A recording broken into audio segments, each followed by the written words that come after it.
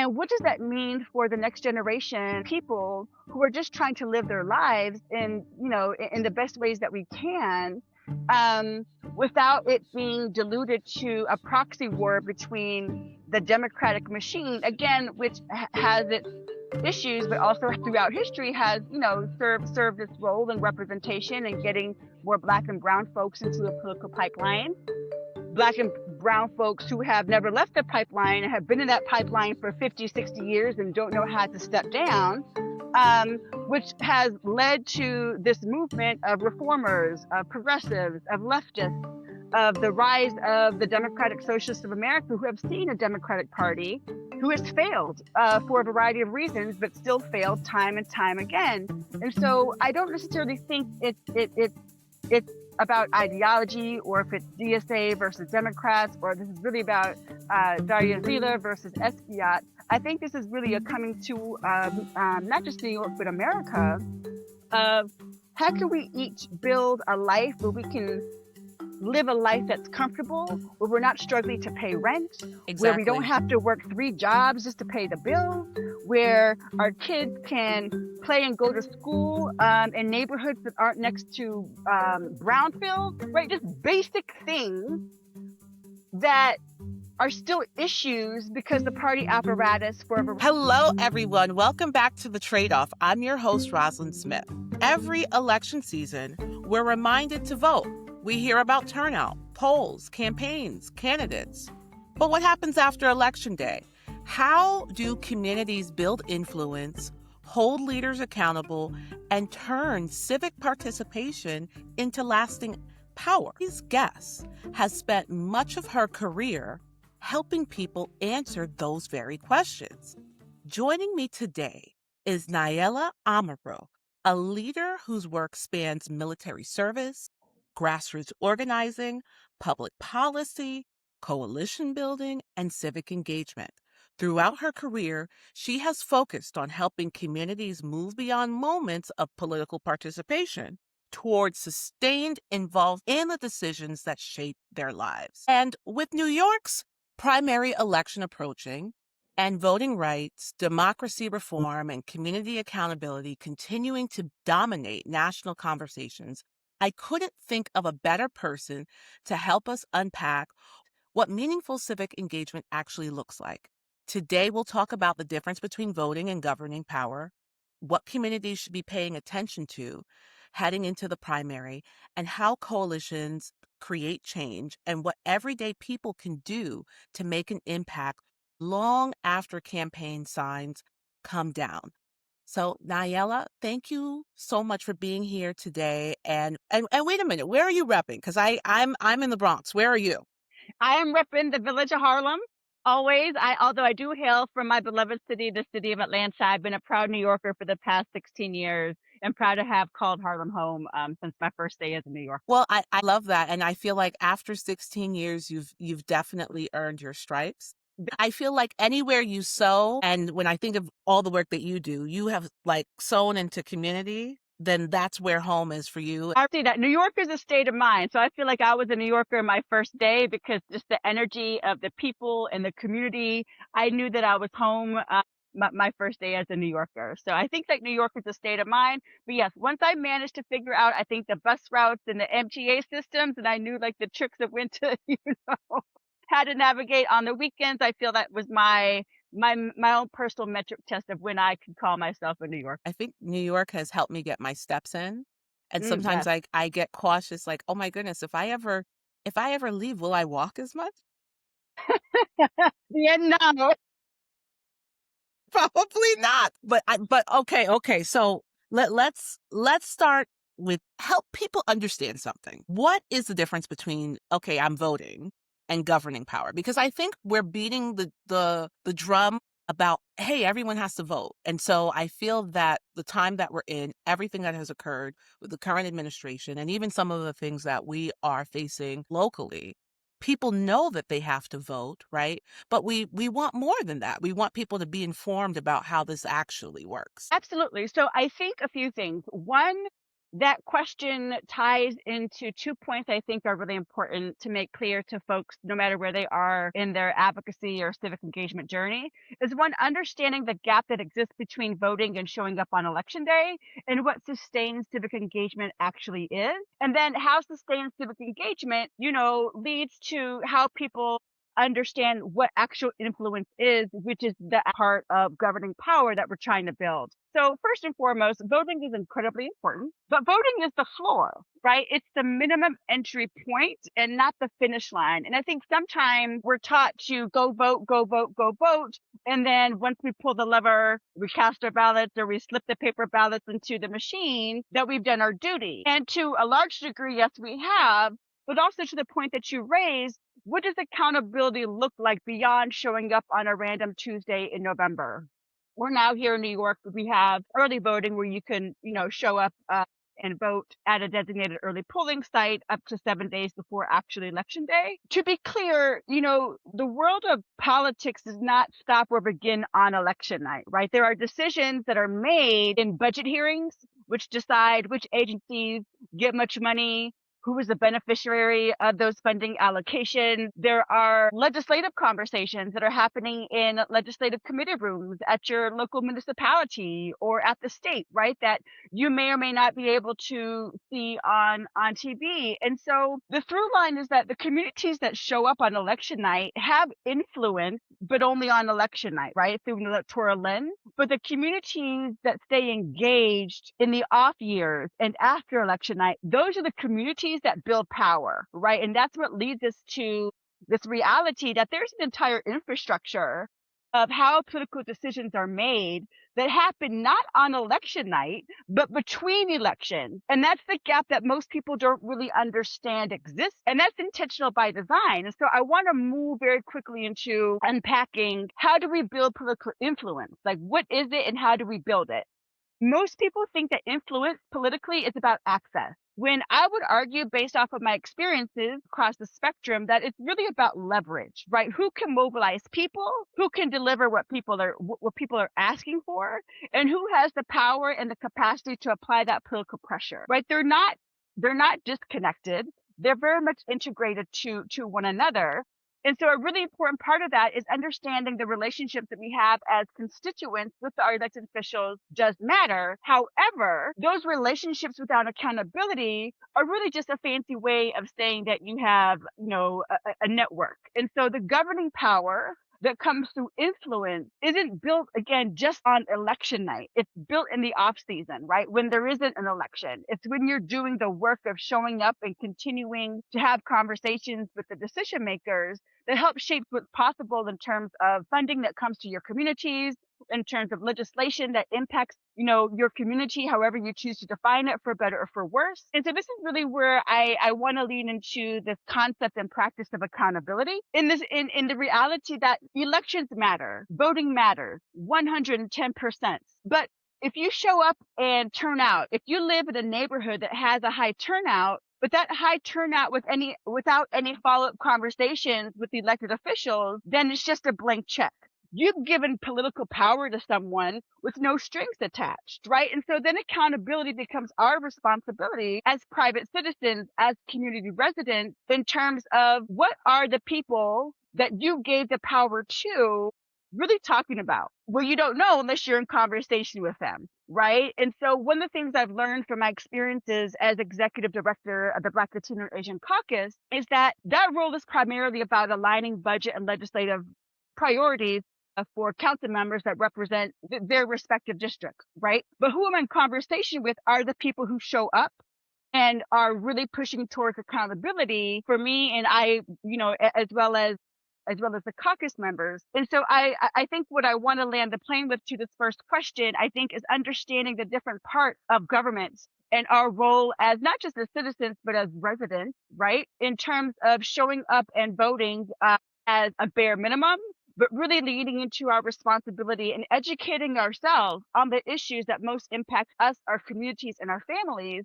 and figuring out who are those people that we need to get in front of and just have, and not just have conversations, but steer conversations and lead those conversations to make sure that they know that when we show up on election night, that we're not just handing away our power, but that we are trusting them with this tool of accountability that is us. We are the accountability. We are the tool to building empowerment. And it is our civic engagement sustained over time after election day, which is what gives us the opportunity to build real governing power as private citizens in trying to build a government that really does reflect, of, by, and for the people. And so I love everything that you said. And first of all, you sandwiched a whole lot in there. This is a double, triple whopper. I need to cut this with extra cheese in, okay? I gotta cut through. Because here's the thing. I think a lot of what you said, right? We hear that. And for me, as someone who has worked on the consultancy side of it and the tactical side of it, what my observation is, I don't think people understand the mechanics, that there's literally somebody who is being paid money to look at the data. Yep. And look at who came to the polls and look at their demographics, right? To put that into calculation on how they're going to move, or whether or not they feel there will be consequences for how they show up in the office that they've been elected to. And then furthermore, even when we think about the process of re-election or someone running for higher office or just the entire political ecosystem, even when we consider the media buying space and the trickle-down effect, right? I feel as though when it comes to people of color, so whether that's Black, Asian, Latin, whatever is grouped under that, right? If they see, statistically speaking, that there are a lot of numbers behind a specific group, that is how they even make decisions about where ad dollars are spent. Absolutely. In terms of courting your next vote. And they pay people literally to come up with messaging to resonate with the groups that turn out. So I think, to your point, yeah, we can't be writing a blank check. And it has to be very clear that our votes are worth being courted, and there will be a consequence if you do not do the things that you said you were going to do. Now, I'm curious, and everything that you said, how did you come to that awareness? And I know that part of your journey includes service. And I want to thank you for your service. Thank you. You said a whole lot. One thing I want to double down on and uplift what you said is the reality that election turnout is a game of mathematics of who shows up, right? And so if you don't show up electorally, you are not part of the political calculation that a lot of elected officials make political decisions off of. One of the lessons I've learned is that press, money, and votes are the three prongs of political decision making. And if you don't come from a lot of money, if you don't represent a constituency, or you personally can't cut the big checks, or if you're not in the media aspect of issue framing and storytelling and the PR lens, your power is really the vote, right? And so there's a lot to unpack in what you just brought up, because as someone who has worked a lot of political electoral campaigns, there is a strategy that every campaign has to make a decision on in terms of, do we lock in on our triple prime voters? And those are the folks who may be listening and may not be familiar with the codes of 3, 2s, and 1s. It's essentially meaning an electoral campaign has limited time and limited resources. And we have to make a decision in terms of what is the best return on investment on where we are spending our money and who we are spending our money on to convince to build support for our candidate. If you're in the voter universe and you have shown yourself as someone who consistently comes out to the polls, you are our number one target in terms of who we want to get in front of. However, if you are not part of our electoral universe because you haven't voted or you vote inconsistently, then we don't see you as an investment in terms of a voter that would be a solid return on investment. And that's the other reality in terms of kind of thinking through strategically which voters do we want to prioritize and which people in the neighborhood do we not necessarily feel would be the best return on investment. Some campaigns will lean in on a triple prime, and other campaigns, there are, a lot of insurgent grassroots-led campaigns that will build a bigger base and be like, okay, you haven't voted in an election in the last 2 or 3 cycles. We're going to pay canvassers, or we're going to have volunteers come out and knock on your door to bring you back into the electoral space, right? And so one of the things that I think is really important for your listeners to understand is that, yes, voting is the floor, but voting is a very important in the sense of, are you even going to put yourself on the scoreboard? And the way that you do that is by voting, so that you do become part of a political calculation when it comes to the incumbent. The other thing I wanted to uplift to that, and I think tying back into, my own journey of, how did I come to see the board for what it is I did start off in the military. I joined the Army 3 days after high school. I was an ammunition specialist. I learned a lot about life, leadership, myself, going through that experience. And when I came out of the service, I served time in Iraq.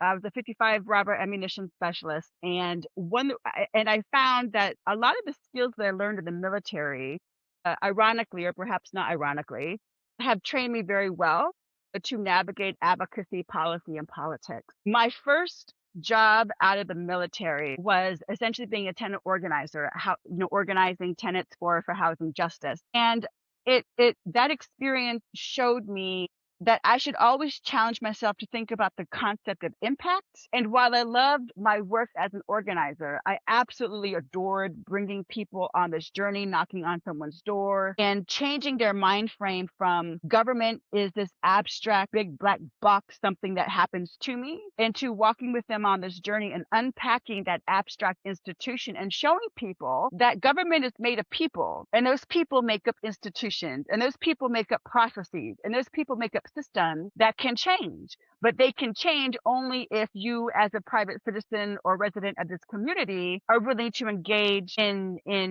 some way to help change the process, in order to help change the system, in order to help change the institution, or quite frankly, the people who are running the institution. But I also learned that as much as I enjoyed the direct one-on-one political education, as an organizer, my impact was somewhat limited in terms of scale. And again, there's no right or wrong or more or less important. It's just, scale and impact, ebb and flow, and depending on where you want to sit in any particular, I think, chapter of life. I wanted to move beyond the individual growth of I'm impacting and teaching people the one-on-ones of civic engagement and political empowerment. And I realized I'm good at what I do in the sense that I can organize a rally, but if I don't have access to the decision makers who are making those policy decisions, who are making those budget decisions that give me the reason to have to organize people in the first place, then that's a space that I really want to lean into. And so I moved into city government for a while because I felt like that was the institution that I, would be in a literal role where I could make decisions on where government investments could go. And then I learned very quickly there is a politics to the budget process, right? So money isn't just doled out based off of which community organization has the most trusters making the most impact, right? Oftentimes political decisions are what drives the politics of the budget. And that was a really hard lesson for me to learn when I was starry-eyed and bushy-tailed and just wanted to, use my platform to build. And then I realized in order for me to build the way that I want, with who I want, in the way that I know is needed, then government definitely has its limitations. And so I have navigated back and forth over the last 20 years, moving between electoral campaigns, issue campaigns. I've been lobbyist for nonprofit organizations. I have been a government staffer. I worked on Capitol Hill for quite some time. I moved out to New York and fell in love with the city and have been here since, building a life really rooted in city and state processes, really trying to think through, knowing what I know from my variety of experiences, having served my community as a grassroots organizer, literally on the ground, knocking on doors, to the highest echelons of government as a Capitol Hill staffer, and every role in between has really shown me the board of where power lies and where it doesn't. And most importantly, especially for communities of color, for working class, immigrant communities, for the groups of people that come from identities that don't traditionally have the traditional access to power, my greatest joy is challenging people to rethink how they understand political power. And while there are formal systems and formal processes and abstract institutions that by design are made difficult to navigate, my joy in the work that I do across the different roles that I've had has been able to demystify and break down these processes, break down these institutions, and show them for what they are, things that can be changed, but they can only be changed when we as a people show up and force them to change. And that begins again with political education.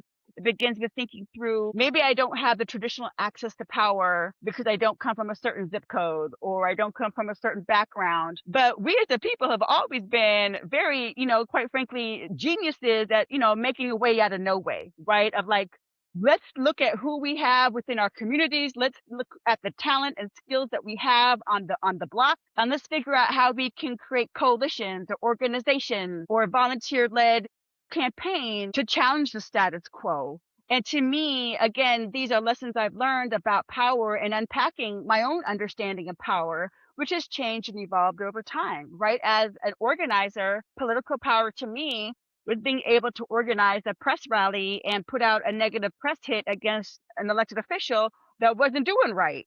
When I moved into a government agency, political power to me was conceptually, being able to be in a position where I could intentionally invest government resources into community-based organizations that would then have the resources they need to expand and deepen their impact.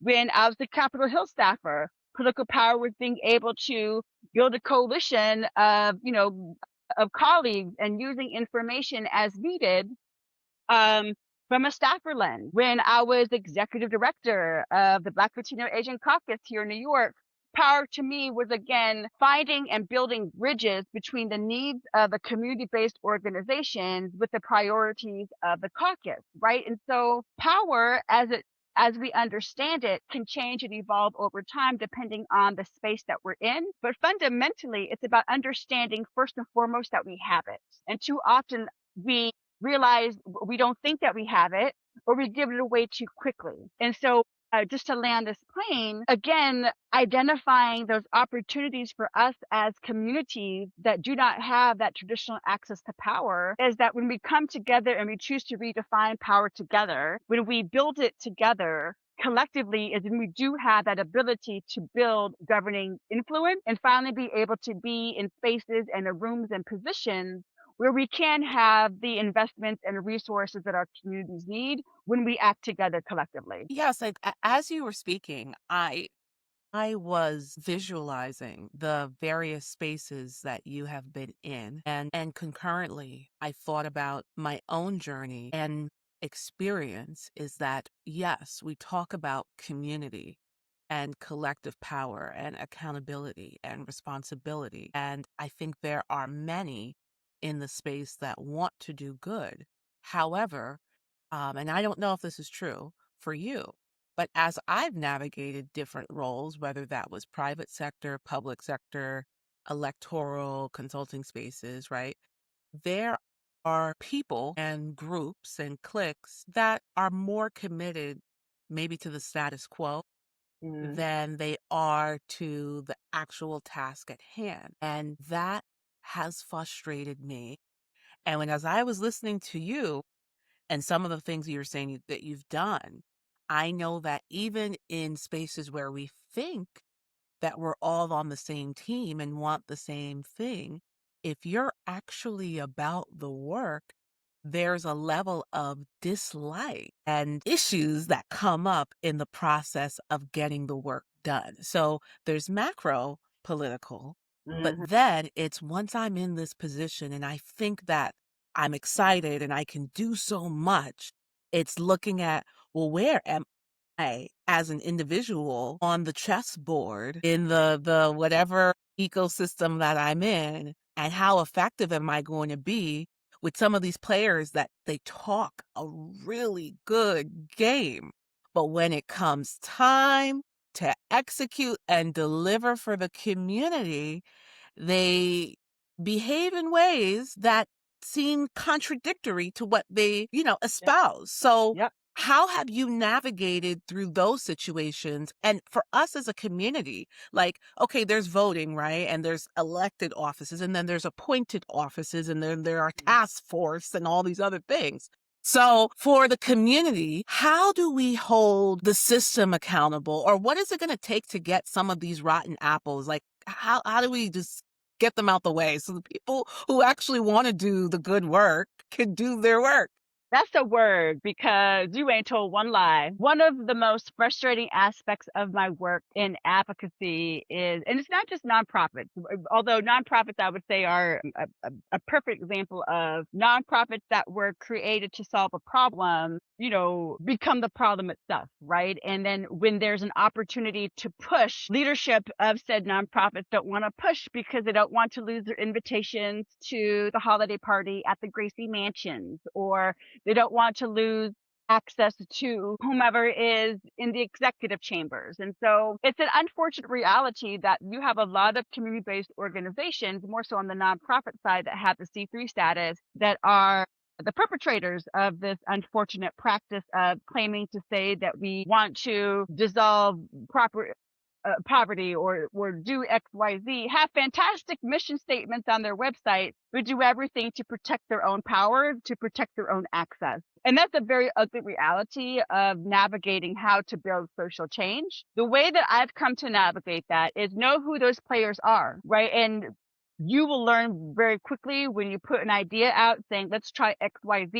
The organizations that clutch their pearls, those are the organizations will show up to the press conference for the press mention and use that press mention for a fundraising call, but won't actually be in the strategy meetings, won't do the actual hard work. And that's good to know. I use that as a data point in terms of understanding in the ecosystem of really pushing to change systems and institutions and processes so they are more equitable and more inclusionary.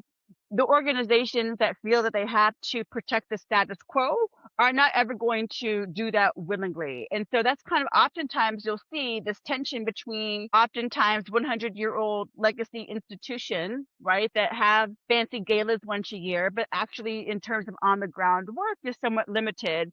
And then you have your grassroots organizations who are knocking on doors but are holding it all together with bubble gum and rubber bands, right? But those grassroots organizations have community trust. They have the information from the ground, which is a level of information and a value point that oftentimes your more traditional C3-led organizations don't really value, because that doesn't add anything to their ability to protect the status quo. I say there's a role for even those types of organizations to protect the status quo. You just have to know when to use them and know what their limitations are. I'm a big believer in the fight for social change. Everyone has a role to play. You have your rabble rousers, and your rabble rousers are never going to have institutional access. That's why they're the rabble rousers, right?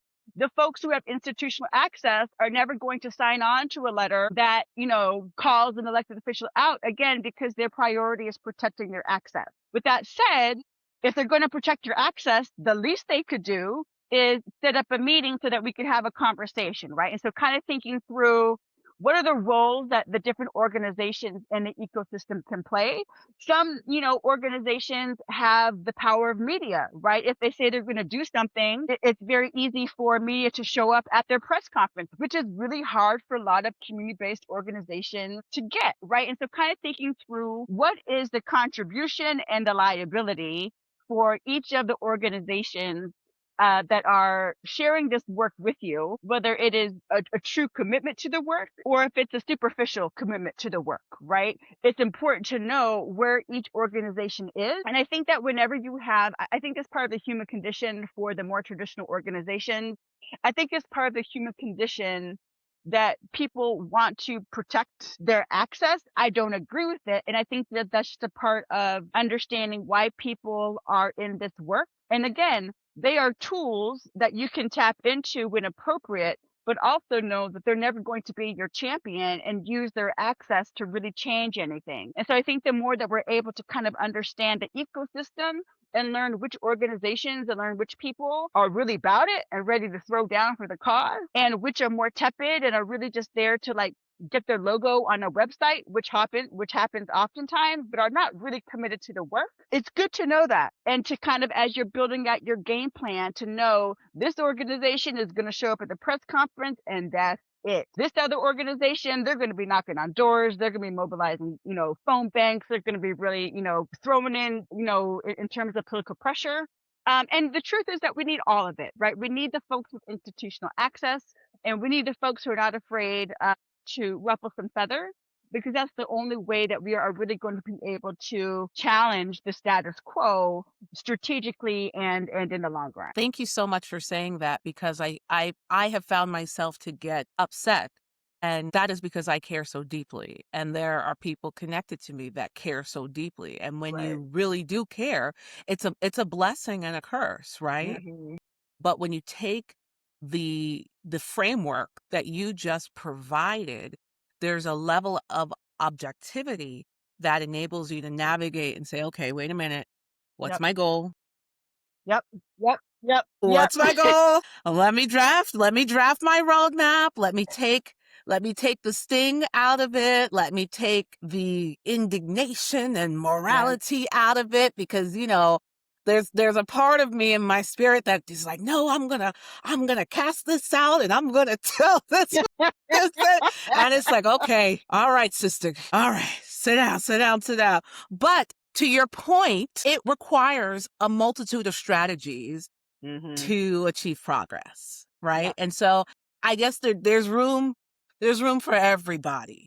And so I'm curious in terms of what's happening in New York right now, because I think New York is really important, and it's not just because I've lived here a long time. I think that specifically in the moment that we're in with the national conversation, and how maybe other regions of the country will look to the Northeast to see what they're doing, and then kind of, take in what they're doing and maybe see what is applicable in the geography that they're in, or kind of look at the messaging and what's occurring. I can't help but think it's important for people to kind of understand what's happening in New York right now with some of our elections, the primary, and some of the issues that are being raised, and how that is influencing the national conversation. So New York is unique because even before I came to New York, I organized politically in Texas, Georgia, California, did some work in Alabama, DC,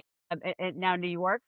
And New York and California are viewed across the country as examples of potential national leaders because of the constituencies and the number of people that live here. With that said, I think one of the opportunities that New York has, that I'm looking and paying attention to, is we just came out of a mayoral election where we had the highest rate of young folk come out to vote. There's a lot to unpack there. And so as someone who is an elder millennial, and who's always heard, that the younger folks don't vote, it's always been a challenge to get folks under the age of 34 to come out consistently and vote.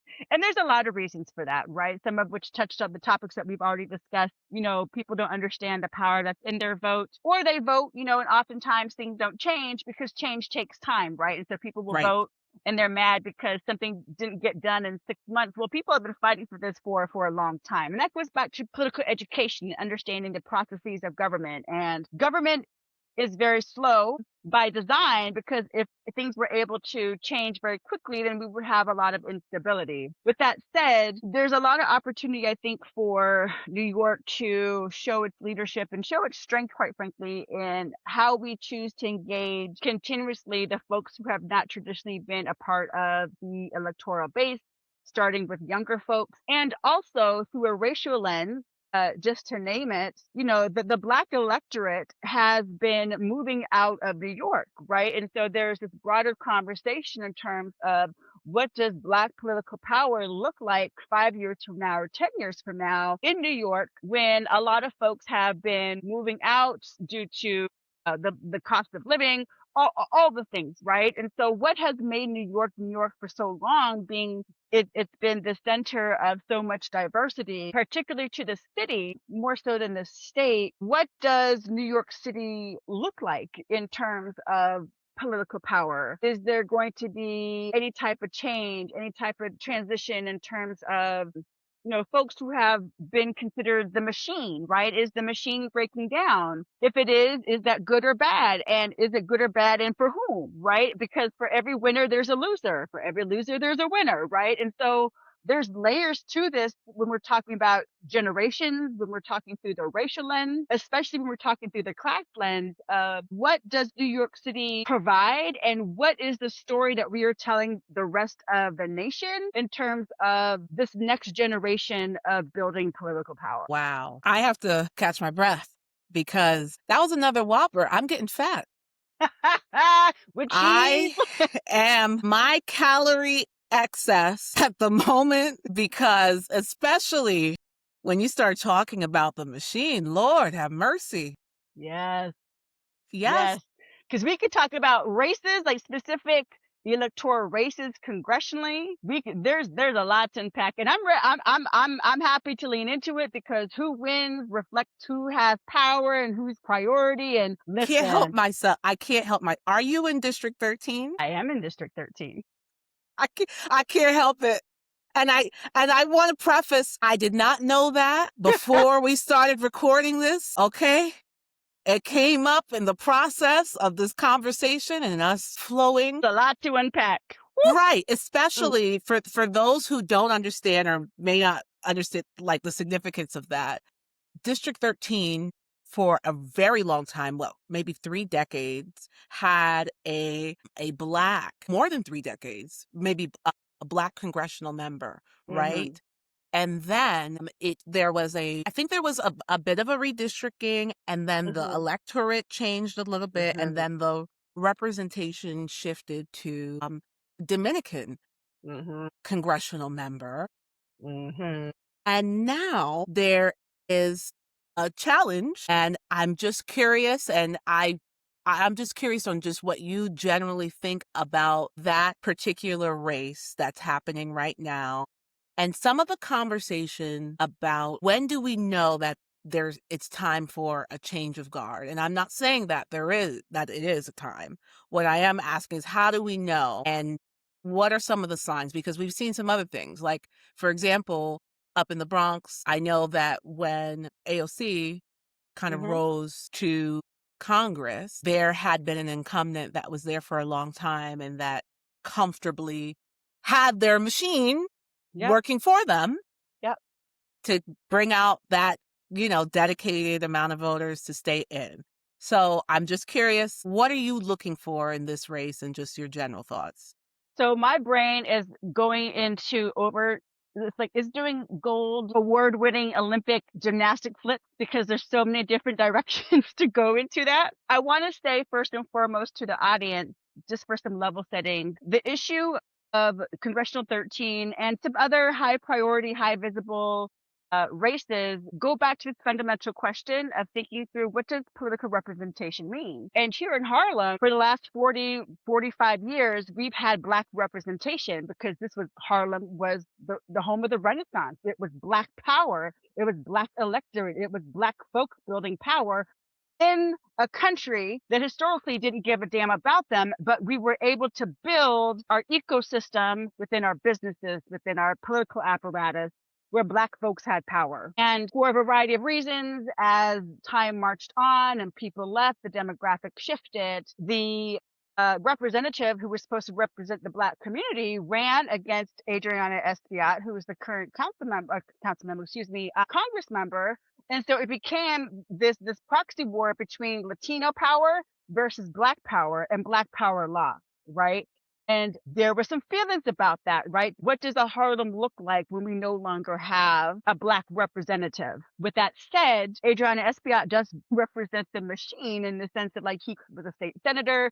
He came from the party apparatus. And before I go into, I think, the top line assessment and thoughts about his opponent, a lot of people look at the machine as something that's big, bad, and terrible. And I won't disagree with that. But what I will say I think is really important is the history of where political machines began and really how in a time in history where Black folks were able to gain power only through becoming part of the machine, I think is an important historical note that is oftentimes lost.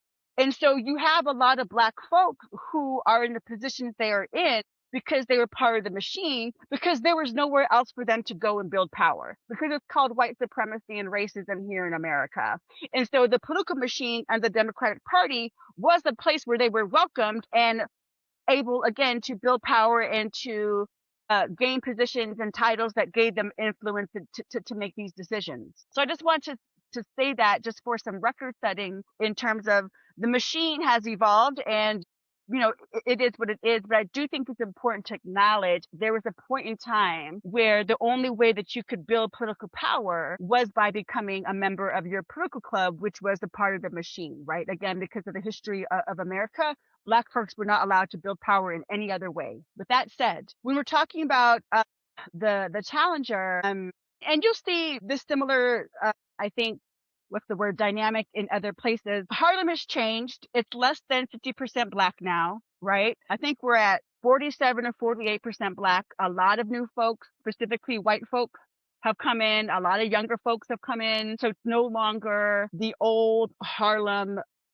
Black homeowners. Folks have sold their brownstones for whatever reason. And deed theft. Just Yes. throw that in there. Facts.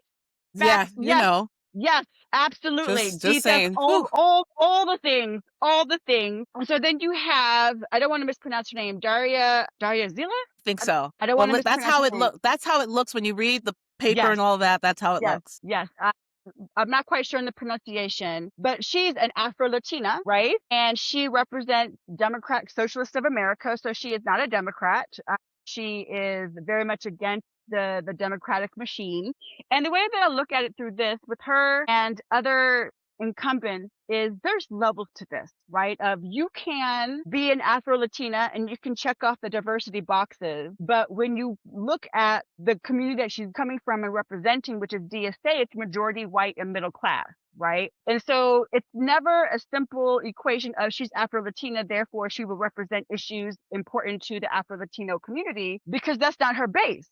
Her base is Democratic Socialists of America, who, again, are a majority white and middle class. Now, to be clear, I want to be absolutely clear. That's not to say that she cannot represent the interests of working class, so on and so forth, because I'm sure she can, and I would hope so that she can. But this goes back to who pays the piper calls the song, right? And so if she were to win, it's DSA's priorities that are going to get tended to, right? And DSA's priorities are going to be very different based off of history than what is most important to working class, immigrant, Black and brown communities, because DSA looks at everything through a class prism and doesn't acknowledge the impact of race, gender, heteronormativity, all the things, right?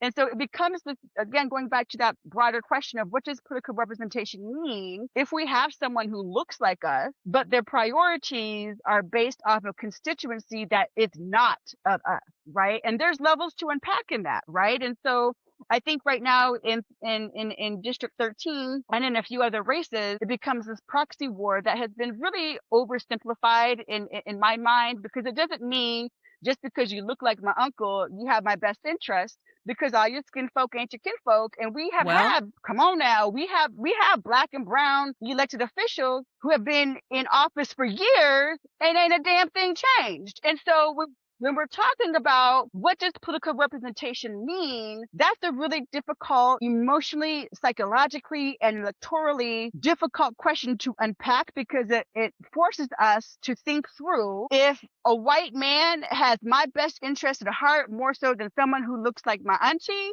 then I'm going to pull the lever for the white man who has my best interest at heart. And there's levels to that, right? In terms of what does it mean to be aligned with the Democratic Party versus the Democratic Socialist of America?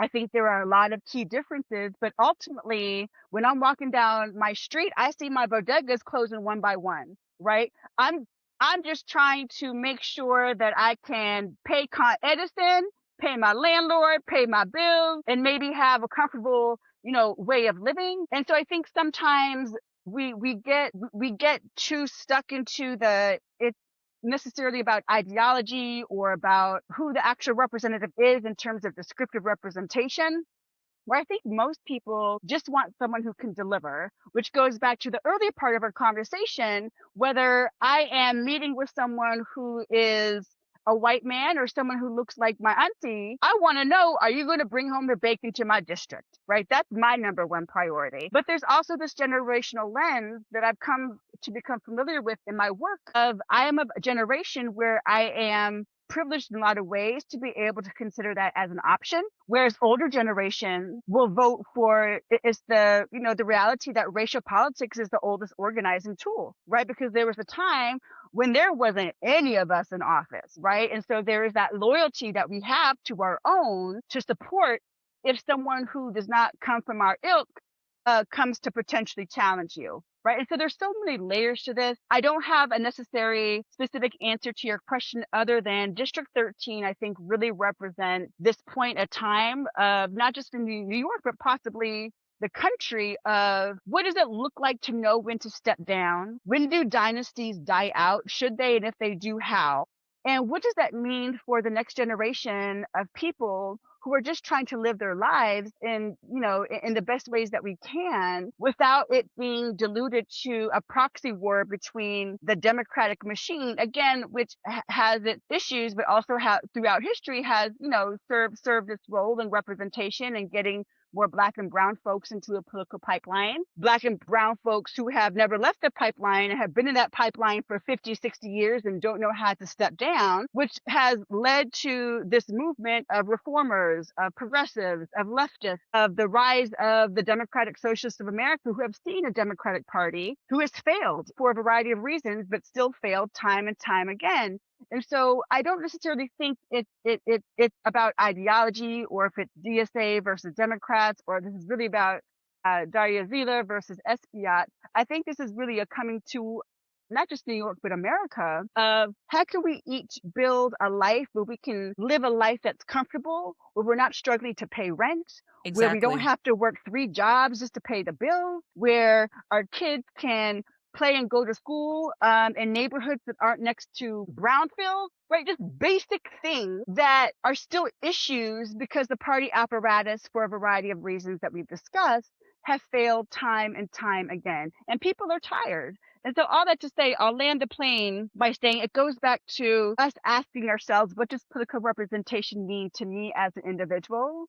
And how does that definition translate to scale of asking, does my definition of political representation, is that reflected in whoever my representative is? And then the follow-up question is always fundamentally, how can I exercise my political power to make sure that I am in fact getting the political representation that me, my friends, my family, and my communities deserve? Thank you. Thank you so much for holding space for nuance because I agree with you. I do think it's oversimplified. But then again, I think that that's why conversations like this are important so we can unpack and and empower people to think for themselves as well because I think so much of that oversimplification is a part of a propaganda machine to Mhm. get people to think in ways that are somewhat divisive and not issue based, right? And so when you talk about some of these identity politics, like regardless of whether my representative actually physically looks like me or, something about their essence reminds me of my own. Let's say they are from, another culture or group or what have you, but hey, they're doing their job really Mhm. well. They are inclusive. I feel like I have a seat at the table and they're delivering. Mhm. Which one is more important? And I think my observation, whether it's on the ground floor or in various organizing spaces, I think DSA is motivating maybe some people who have been comfortable to resharpen their tools and not take specific communities for granted. And Absolutely. then there's another thing that you said that is kind of near and dear to me because I'm an openly Caribbean person. both of my parents are Jamaican, and I have done work around organizing the Caribbean diaspora. And when we talk about Caribbean diaspora, that's a very culturally vast group with different languages, right? And so this whole way about the way this country splits, oh, well, Latino power versus Black power, for those of us who are Caribbean, it's Yep. it gets a little it gets a little dicey Yep. because Yep. I have, Yep. first of all, I have relatives that are half Cuban or Yep. look, and then it depends on where I am. I live in the Bronx. People don't assume I'm Jamaican when they see me. They might think that I'm from Yep. a Latin country or something, depending on where I am and what I'm doing. Yep. So Yeah. I say all that to say, if if we I think we have to get past some of these old school divisive politics because it's not helping us. It's not. I really, and I get it because I'm also guilty again of that trope about Jamaicans having 5 jobs. I'm guilty of that, right? And so living that life where you're kind of going from one gig to the next, you don't necessarily have the capacity to absorb all the information that would help you make the most informed choice about who you're voting for. Or you're like, I'm sure there are plenty of things that have happened in my borough and in New York City Hall that completely got past my desk and I didn't see it. And maybe if I knew a little bit more about it, I would be on my own podcast raising hell. So I say all that to say, when we bringing it back to voter education, how do we keep people informed in a way that empowers them to think for themselves and Mhm. make and support those who they feel are effective and aligned with their interests? I love that question because civic political participation, there's so much to do in so little time. One of the things that I advise folks is like, listen, voting aside, you should do it because it's very important because that's your segue into the political universe. So you become, part of the political calculations when decisions are made. With that said, what's an issue that you're passionate about? You can just pick one, right? Maybe it's stopping or changing the truck routes of the sanitation trucks that go up and down, which is why kids in the Bronx have the highest rate of asthma, right? Because all the sanitation truck routes are up in the Bronx. Is it educational equity? Is it criminal justice reform? Like, what's your issue? Something that impacts your life in a deeply personal way, whatever that may be. And an organization, you could be part of a coalition. They have listeners that send out, informations and follow-ups. They'll have meetings that if you choose to do so and if you have capacity, you can go and attend these meetings. But find out one thing that speaks to you, that sets your soul on fire, right? Whatever that issue may be, and find a way to engage with it, right? Whether it's the local level, the state level, maybe it's federal. I will say your city and your state are have the most opportunity for you to make effective change more quickly. The federal process is just a lot longer, but absolutely doable.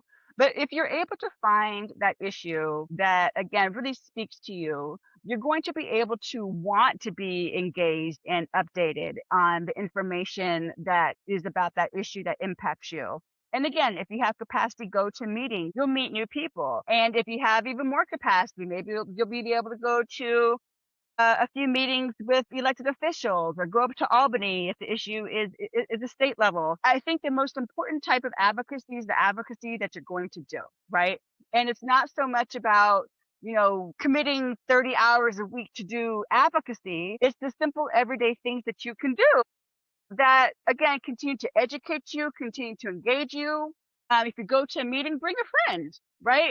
And so what I love about advocacy is that it belongs to everyone, right? It's not for professionals who have fancy titles on their business cards. Advocacy belongs to all of us because government belongs to us, right? And advocacy is our channel through which we can begin to form and build and keep a government that reflects our needs for the people, as opposed to folks who, have a lot of money to spend for access. We may not have a lot of money to spend for access, but we have targeted areas of opportunity where we can interject and be part of that process. And so I'll end by saying again, advocacy is a really broad category, and it encapsulates a lot of different ways to do things that change policies or change systems or change institutions. But again, the most important type of advocacy, again, is the type of advocacy that you can do. And the most consistent way of finding that way of doing something over time is to find that issue that really just speaks to you. And again, join a coalition, join an organization. Again, ebbs and flows, myself included. I belong to quite a few organizations. Sometimes I can make the meetings, sometimes I can't. But I'm always staying updated on, they want me to call so and so on such a date. I wasn't able to go to the meeting, but now I know at 2 o'clock on a Tuesday I'm supposed to call XYZ. And so there are ways that you can still stay updated and also educate yourself on the issue, right? Issues are constantly changing over time, and sometimes they don't. But again, just find ways that you can connect yourself in the long term and do the little things that you can do, because even those little things definitely can make an impact in the long term. One of the things that I don't know if it's called a parable or a story, what have you, but I always think about people feel they have to do all these things in order to make a change. And I say, think about the water and the stone. A tiny stream of water, gentle trickling down, can literally change the shape of a rock. It's not forcing it, but it's just the steady drip of water over time and consistency is able to change something literally as hard as a rock. We can do the same when we lean into the issues that ignite us, and we continue to show up when we can and how we can, which is the bedrock of advocacy. That is an incredible parable, and I was visualizing just images that you have seen of, like, whether it's like the Grand Canyon or just other structures in stone that have been created through water running through them. As we come to a close, I have some rapid fire questions for you. Uh, and one thing I think that is important because of where you have sit in various spaces. What in terms of the okay, let me back up. Set the stage. Set the stage. I am of the belief that if we could get Black and Latino voters on the same exact page, we would see transformation in the society at every level. What do you think will help Black and Latino voters get on the same page for there to be more unity and drive transformation? Oh, I love that question. I'm going to answer that question with a story from my time as executive director of the Black, Latino, and Asian Caucus. As part of that caucus was literally all the Black, Latino, and Asian council members serving New York City at the time.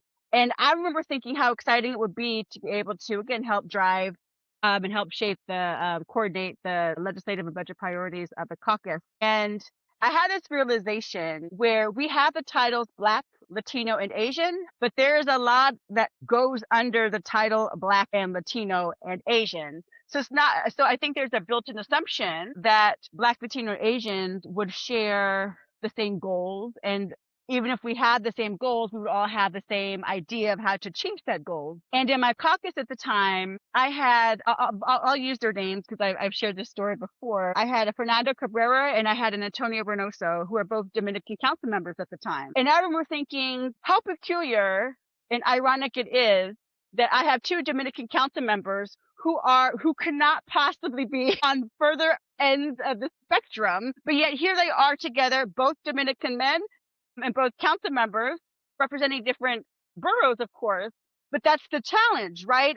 There are broader labels that the assumption is made that these labels will automatically create a shared sense of purpose. But in practice, those labels in a lot of ways end up being superficial for all the reasons, right? And so one of the things that I have learned in my own journey is we have to fight the system and not each other, but we fight each other because it's so much easier, right? And so that's why when we under, the caucus label or just like general labels under Black, you have Black folks like from Atlanta, where I'm from. Then you have Caribbean folks, and then we have our African, right?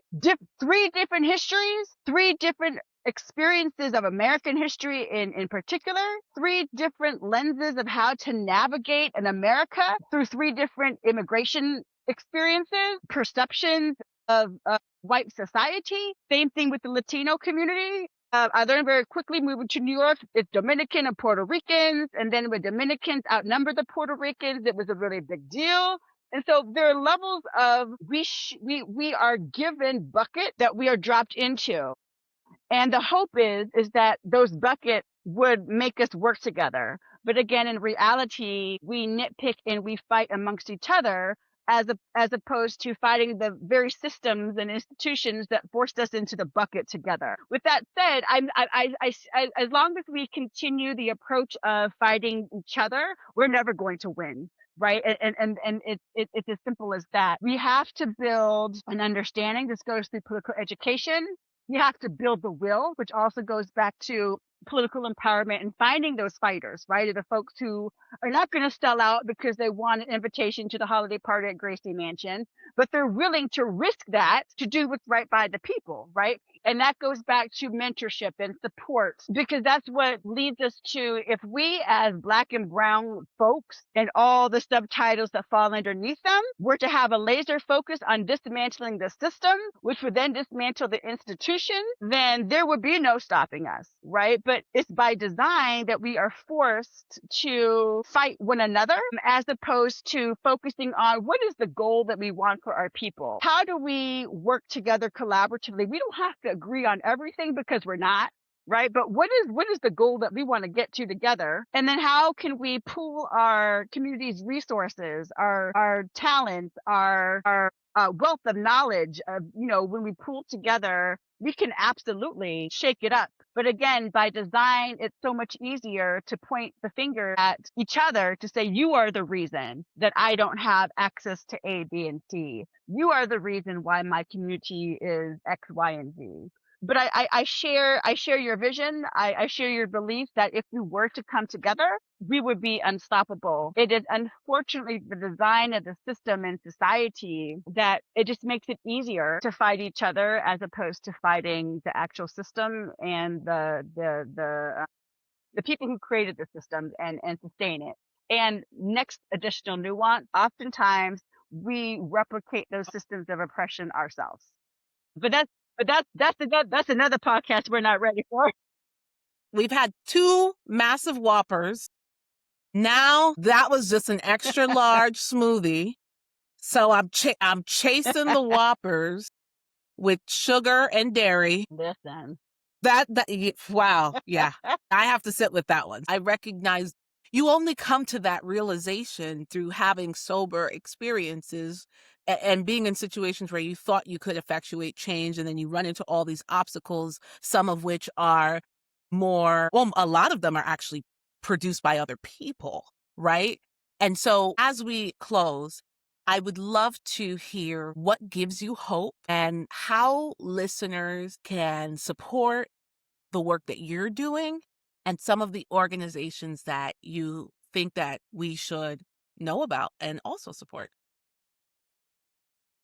I love that. What gives me hope? What gives me hope today is the same thing that has given me hope the first time I knock on a door of a complete stranger. It's people. It's everyday people who, even though they are tired or even though they have 1,000 things to do on the to-do list before the end of the day, they still take the time to do one thing, no matter how small. Again, because it does contribute to that broader sea wave of change, of making a difference.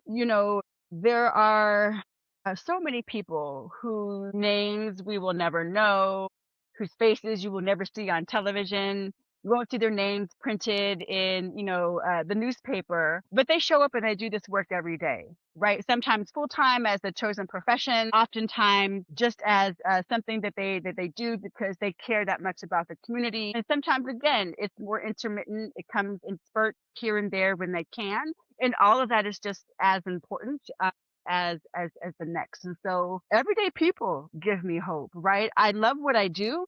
It's incredibly rewarding. It is also incredibly challenging, and at worst can be incredibly draining and demoralizing. But what always brings me back from the brink is a reminder that I am not doing this work alone. I've always and will always do this work in community with other people who show up when they can because we love our communities that much to again to show up when and how we can. So that again is what has always given me hope throughout my entire journey in this work that I do. I think to the last question of how folks can support or stay connected to my work, you can, feel free to connect with me on LinkedIn. I do social commentary and analysis. I do have a website with information on civic engagement trainings and services for issue campaign at nailaamaru.com, NAILAHAMARU.com. And if you are a nonprofit or part of a nonprofit or community-based organization, you don't need to have the CFU status. My bread and butter, what feeds my soul, is advocacy trainings and thinking through coalition strategies. So feel free to reach out directly.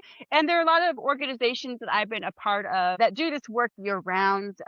I'm a founding member of Higher Heights, which invests in the leadership of Black women, specifically running for office. I'm a national trainer with Vote Run Lead, which also the goal for that organization is to diversify political representation and prepare women who are interested in running for office. There are so many amazing organizations that I've been a part of and continue to be a part of that really center racial equity and gender justice, the needs of working class folks in New York to build political power.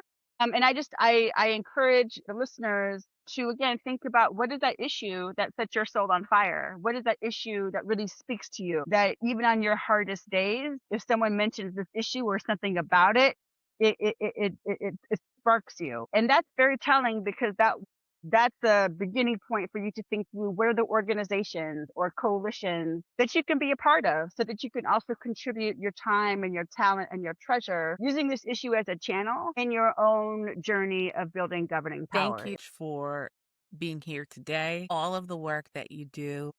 I'm excited about the moment that we're in. I know there's a lot of fear and uncertainty, but I do believe that the people who are part of what's occurring right now are going to be setting the trajectory for what will be the outcome of the next century.